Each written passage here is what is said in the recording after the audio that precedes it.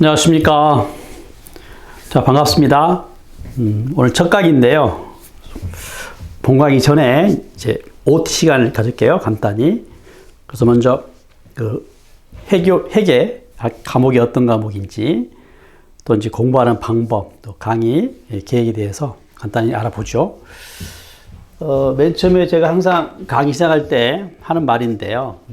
그냥 공부하고 이제 시험 공부 이야기예요. 우리는 이제 시험을 위한 공부라는 거. 그냥 공부는 이제 모르는 걸 아는 게 공부라면, 우리는 이제 모르는 걸 아는 것을 넘어서 시험을 봐야죠. 시험 봐서 합격을 해야 하니까, 그죠? 그래서 철저하게 시험에 초점을 맞춰야 합니다. 그래서 시험은 이제 문제 풀어서, 그죠? 일정 점수 맞는 거잖아요, 그죠? 합격을 60점 이상을 맞겠다. 목표죠. 그래서 항상 시험 위주로 공부를 해야 한다는 거예요. 강의도 그렇게 할 겁니다. 그러니까 당장에 시험에서 중요하게 다른 주제에, 그죠? 집중해서 강의하겠다는 것이죠. 두 번째는, 일단 시험의 특성을 좀 알아야 해요. 우리 시험 공부니까. 그래서, 지금 회계는요, 회계는 이제, 알듯이 이제 계산 문제가, 주죠. 계산 문제가. 그래서 그 계산 문제 특징은 뭐예요? 문제를 풀어야 하잖아요. 그죠? 그러니까 1번부터 5번 중에 이렇게 찍는 게 아니라 결국 문제를 풀어야 하기 때문에 어떻게 보면 주관식에 가깝습니다. 이게. 그래서 이제 상대적으로 다른 과목에 비해서 좀 회계가 어렵다라고 할 수가 있는 것이죠. 우리 계산 문제 비중이 거의 80% 이상이거든요. 그래서 회계는 공부 방법은 그 계산 문제를 잘 푸는 게 바로 회계 공부다, 이렇게 아시면 되겠고요. 그럼 계산 문제를 또 어떻게 잘 풀어야 할 것이냐인데, 계산 문제는 이제 특징이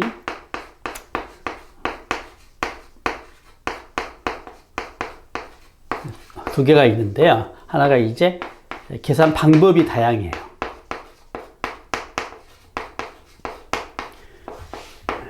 여러 가지 방법이 있습니다. 물론 제가 이제 알려드릴 겁니다. 또 하나는 이제 풀이 시간이, 그죠? 오래 걸려요. 결국 여러 가지 계산 방법 중에서, 그죠? 가장 빨리 풀 수 있는 방법, 그죠? 선택을 해야 할 텐데, 그래서 일명 이제 속전속결법을 알아야 할 텐데요. 그래서 이건 이제 딱 하나의 방법은 아니고 그 문제에 따라서 여러 가지 이제 방법이 적용이 되는데요. 대표적인 게 가장 공식법이죠. 공식법. 어떤 문제는 공식 암기해가지고 공식에다 때려 맞추면 되는 문제가 있어요. 가장 쉬운 방법일 수도 있는데, 그런가 하면 이제 T계정법이라는 것도 있고, 이제 공부하겠지만 회계는요, 이 계산하는 장소가 있어요. 회계 계산하는 장소를 계정이라고 하는데, 그 계정에서 계산하는 방법입니다. 계정은 이제 왼쪽과 오른쪽이 구별되다 보니까 그 그림이 T자가 이제 보이거든요. T자가 왼쪽 오른쪽이 구분되니까, 그래서 T계정법이라는 말을 쓰는데, 아무튼 이 방법, 이제 두 개 이상이, 그죠? 두 개 이상을 종합적으로 물어봤을 때, 그죠? 유용한 방법이 되겠고요. 또 그런가 하면은 이 T계정법 확장인데요. 왼쪽 오른쪽을 안다면 이제 계산기 사용법으로 계산기를 잘 조작하면 또 쉽게 계산을 할 수가 있습니다. 이 계산기 사용법은 이제 따로 종이에다가 쓰지 않고 바로 계산기상에서 그냥 바로 답을 계산하겠다는 거, 답을 찾는 건데, 그래서 이게 일명 이제 M+마이너스법이 있어요. M+마이너스법. 이 계산기 기능 중에요, 메모리 기능이 있습니다. 그래서 저와 같이 이 M+마이너스법을, 그죠? 배우려면, 알려면 특정 계산기를 사야 하는데요. n 플러스와 n 마이너스 기능이 있는 걸 삽니다. 대개는 있습니다. 그건 이제 좀 큼지막한 이 정도 크기 계산기 사시면 되겠고요. 메모리인데 플러스로, 그죠? 메모리 시키는 거고, 마이너스로 메모리 시키는 거예요. 뒤에 자세한 설명하겠고, 그 다음에 이제 내가 메모리 했던 것을, 그죠? 불러내는 기능이 있어야 할 텐데, 이게 MR이에요, MR. 그리고, 이제 내가 이제 새롭게, 그죠? 새롭게 계산을 하려고 할 때, 새롭게 저장을 하려고 한다면, 이제 기존의 메모리를 지워야죠. 그래서 그게 MC입니다. 메모리 리콜이고요. 메모리 클리어 개념입니다. 계산기 중에 이제 MR과 MC가 합쳐진 MR, MC가 합쳐진 기능 버튼이 있는데, 그러니까 한 번 누르면 MR 기능을 하고 한 번 더 누르면 MC 기능을 하는데, MR과 MC가 그죠? 각각 따로 있는 걸 사주시고, 그 다음에 하나 더 M 플러스 M 마이너스가 있을 때 M 플러스가 오른쪽에 있는 걸 사세요. 당연히 M 마이너스는 왼쪽에 있는 걸 구입하시기 바랍니다. 예. 하시고. 그 다음에 당연히 GT 기능은 당연히 있을 거예요. GT 기능은. 예. 그랜드 토탈이라고 해가지고 내가 네 거로 누른 거 있죠? 네 거로 누른 것이 합계액이, 그죠? 합계액이 이제 저장돼서 불러내는 기능인데, 이런 계산기를 사달라. 이렇게 하시고. 그래서 이제 목표는 뭐냐면요. 결국,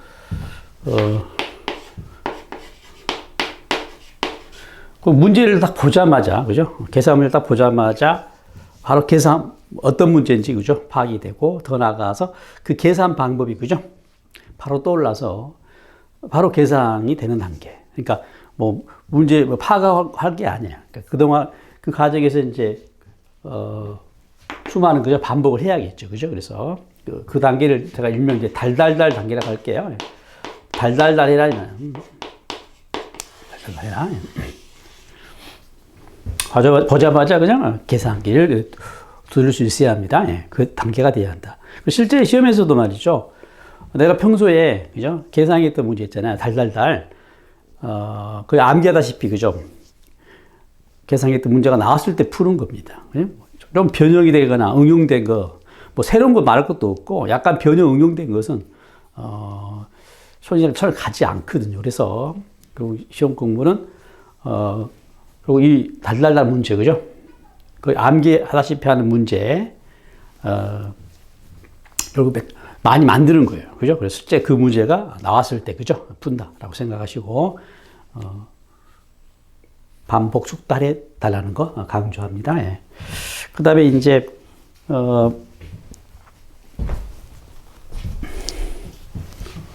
목표 점수.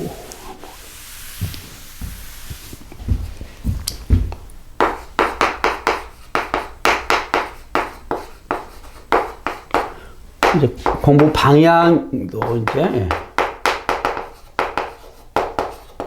정해질 텐데요.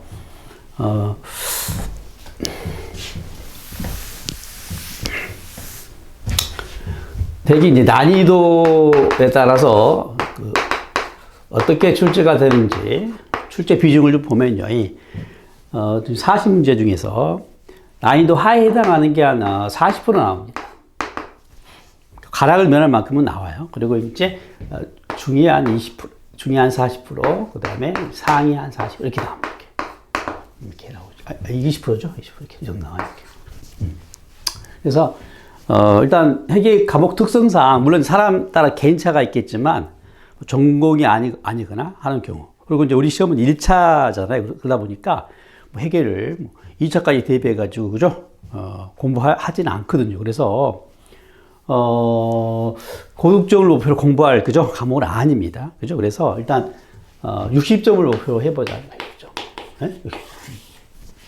그래서 방법은 당연히, 주로 문제 있잖아요. 맞고, 그죠? 맞고. 그 다음에 이제 중간 정도 난이도 문제 한 절반 맞으면 되겠죠. 그죠? 이렇게 올라가시면 돼. 이렇게 하면 이제 합격할 수가 있어요. 네. 이렇게 하면 안 되실 때, 저도 강의도 이렇게 할 텐데, 그래서 이제 이야기는 이제 N차생들 있잖아.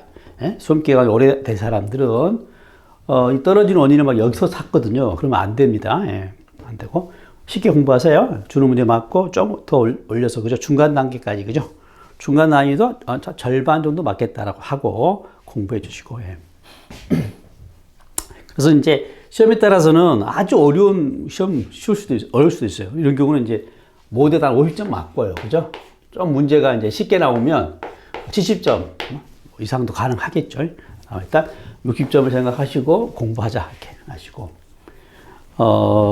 그다음 최근에 2020년 31회 때 간평이 최근 들어 어려웠거든요. 그 이유는 뭐냐면 일단 난이도의 상위에 해당하는 문제가 거의 한 40% 나왔어요. 물론 그러다 하더라도 이 하위에 해당하는 문제는 역시 40%가 나옵니다. 나와요. 이게 20%라면 이런 거죠. 그러면 상대적으로 어쩌요? 아주 어렵겠죠. 그죠? 이게 이제 31회 때 문제, 31회 때. 그 다음에 또 하나는 31회 때 시험이 어려웠던 이유는 계산 문제가 많이 나왔습니다. 우리 시험에서요, 이 계산 문제하고 이 이론 문제, 설명형 문제의 비중이 계산 문제가 이제 절대적이라 했는데 되게 한 30문제 뭐 이상 나오거든요. 그리고 이제 이론 문제가 10개 정도 나와요. 근데 이제 31회대 같은 경우는 이론 문제가 3개밖에 안 나왔어요. 그러니까 어쩌겠어요. 계산 문제가 많다냐, 그만큼 뭐야. 또 시간이 부족하다는 거 아닙니까? 그래서 아무튼 최근 들어서 가장 어려웠다. 그러다 보니까 32회 때는 좀 쉬웠고요. 상당히 쉬웠고, 33회 때는 그냥 평이했어요. 평이했다 아시고. 자, 아무튼 아무리 시험이 어렵게 나온다 하더라도 뭐예요? 주는 문제, 그죠? 문제 있다는 거 아시고, 그죠? 이런 문제 골라서 문제 푸는 거예요. 이렇게. 자, 그 다음에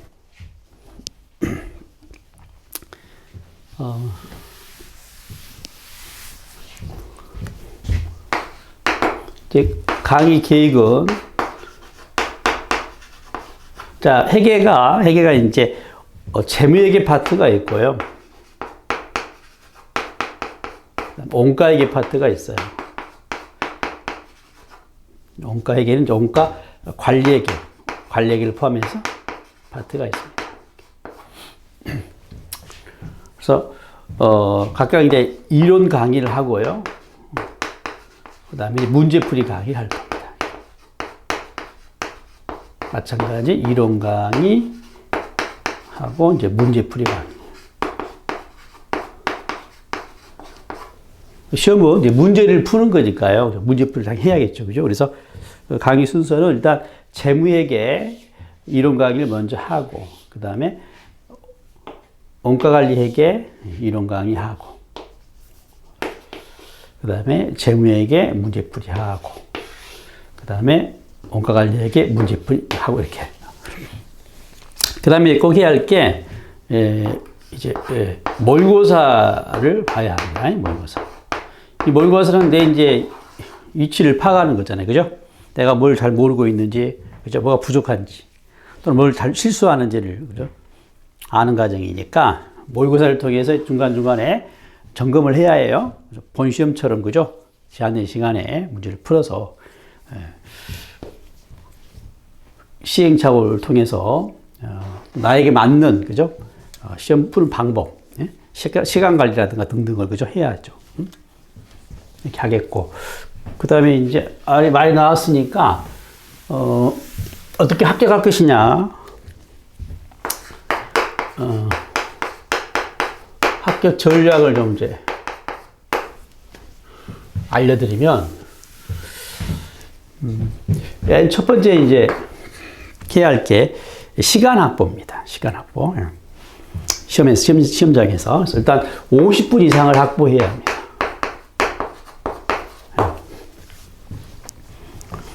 간편 같은 경우는 이제 2교시에 그 관계법규하고 회계학을 같이 보잖아요. 그죠? 그래서 과목당 40분이니까, 그죠? 40분이니까 80분에 보는데 그 중에 뭐야? 50분 이상은, 그죠? 회계 시간 확보가 돼야 해요.